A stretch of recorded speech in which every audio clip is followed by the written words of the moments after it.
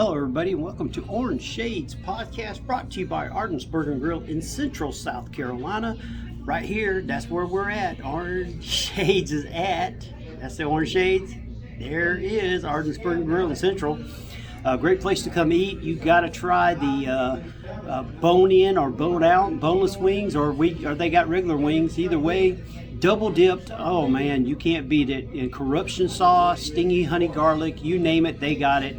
Carolina Gold, honey barbecue, lots of great Parmesan. They have it all here at Arden's Burger and Grill. And also try the Paladin Burger and the Carolina Caviar. If you don't know what Carolina Caviar is, that is pimento cheese.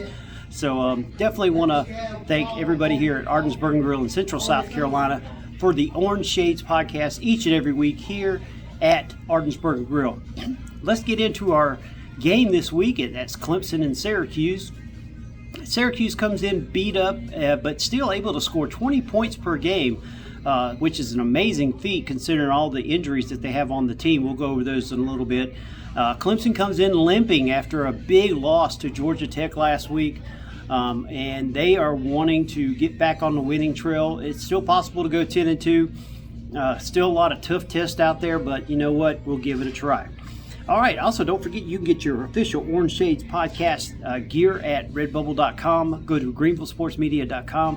Hit the Redbubble link and go on there. It's the Furman Joust collection or the Greenville Sports Media collection, whichever way you want to go. Great way to get your OrandeShadez Podcast gear. All right. Clemson this week needs to be on all cylinders, not just some. People want to give the defense a hard time. Well, the offense hasn't been pulling their weight. And it's time for the offense to pull their weight and for Clemson to get back on the winning trail. Dabo Swinney took a lot of heat this week. Said, you know what, if you don't want to win, get rid of me. That's just the way it is. I'll go somewhere else and win there. It's your choice. And it got some Clemson fans thinking real quick about making harsh judgment calls against the coach and the players. And this week I see Clemson getting back on the winning trail, but I'll get to that in just a minute. First of all, this is Friday, so we're going to go over the probables for Clemson this week. Probable means over a 50% chance that they will play. More than likely they are going to, but it's just how they note it. Antonio Williams, Khalil Barnes, Elijah Thurman, and Christian Lee all put it as probable. Last week they did not play. This week it looks like they're going to, which is very good for Clemson. For Syracuse, defensive lineman Deion Wilson Jr., wide receiver Justin Ross Simmons, both their linebackers Gary Bryant and Derek McDaniel, and offensive lineman Witherspoon are all probable, which means they more than likely will play. So Clemson is going to have to come out hot and heavy and really give a performance of a lifetime this weekend. They need to come out and they need to smash Syracuse in the mouth. Syracuse has over 15 players that are already listed out, and another 6 that are questionable, which means they're not going to be. It's less than 50% chance they'll be out on the field. So this is the time and the place for Clemson to push their wheel on Syracuse. A lot of people are coming off on Cade Klubnik, asking for the backup quarterback to come in, and I don't think it's time yet to bring in my guy. I love the backup quarterback. It is what it is, but it's not time to bring him in yet. Cade still has a lot that he can prove. He might not be in the Heisman talk right now, but what he can do is he can lead this team to some victories and get them back on the winning track. Let's get 10 wins out of them and see where the chips may fall going into the rest of the season. Syracuse, like we said, coming in beat up. I don't see them mastering 20 points against Clemson. I think their defense Clemson's defense is definitely a lot better than the teams that they have played.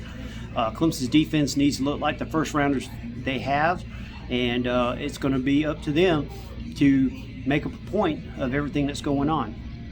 So my point this week is we got to see a Clemson team with some swag. They've got to have some swagger. The swag has been lost on this team, and that's something that we haven't seen in a long time. Clemson needs to come out, punch somebody in the mouth, and get that win. Syracuse just needs to survive. If they can survive into going into the fourth quarter, they have a chance. but it's going to have to be within 3 points. I just think Clemson's going to be has more Jimmys and Joes on this particular day based on the injury report of who could play and who can't. My prediction for the day for this coming Saturday is going to be Clemson 37, Syracuse 10. That's my prediction for this coming week. I think Clemson's going to go out there. They're going to win by 27 points. I think they got to make a statement. They got to show that they are here for real. They need to get back to 500. They need to get their team some swag. They need to get some guys on the field that can get some playing time just in case someone goes down. And so therefore, that's why I feel like this week Clemson is going to need to really push the buttons. Now for our beef and rib key players of the game.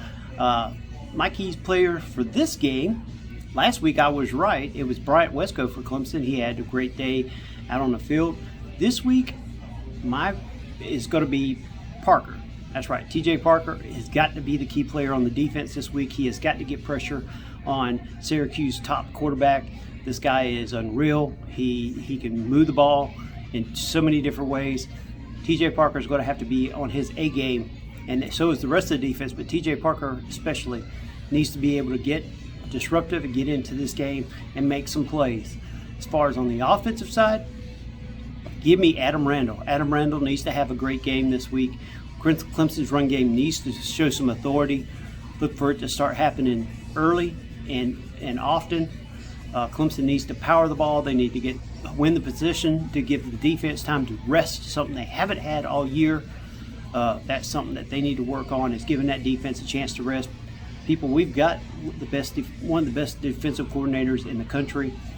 It's not his fault, and the players are just, like we said, there's not enough swag going on. For whatever reason, they've just had it not gotten into the game the way they should have. And I think this changes this week going forward. And I think we're going to see a different Clemson football team this week. Well, there you have it. That's our Clemson Orange Shades podcast for this week. Aries Curry will be back next week.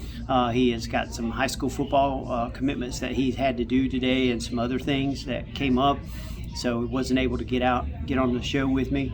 I know he would have Clemson winning this game also.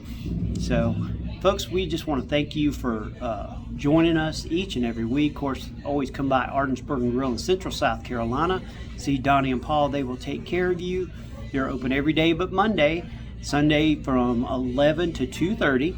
That's 11 to 2:30. They are open for lunch, and they got the meat and three.